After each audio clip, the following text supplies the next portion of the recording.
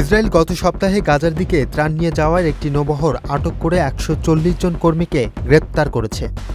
তাদের মধ্যে ছিলেন সুইডিশ অধিকার কর্মী গ্রেটা থুনবার্গ।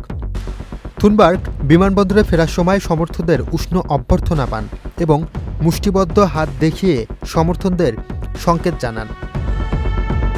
ইসরায়েলের পররাষ্ট্র মন্ত্রণালয় জানিয়েছেন, আটক হওয়া কর্মীদের মধ্যে গ্রিস, স্লোভাকিয়া, ফ্রান্স, ইতালি, যুক্তরাজ্য ও যুক্তরাষ্ট্রের নাগরিক রয়েছেন।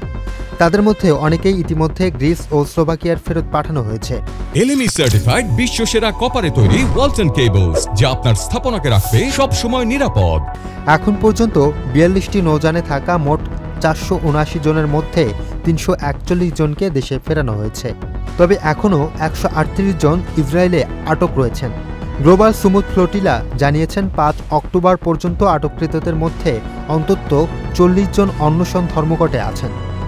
সংগঠনটির দাবি, তাদের লক্ষ্য ছিল গাজার ওপর আরোপিত অবরোধ ভেঙে সমুদ্র পথে মানবিক সহায়তা পৌঁছে দেওয়া এবং ফিলিস্তিনিদের ওপর চলমান সহিংসতা বন্ধ করা।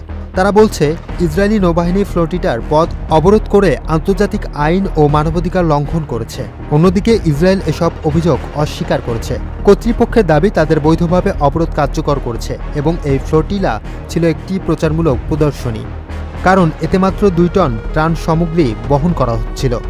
মন্ত্রণালয় আরও জানিয়েছে, আটক ব্যক্তিদের ওপর কোনো নির্যাতন বা অধিকার হরণের ঘটনা ঘটেনি। এসবের অভিযোগ ভিত্তিহীন।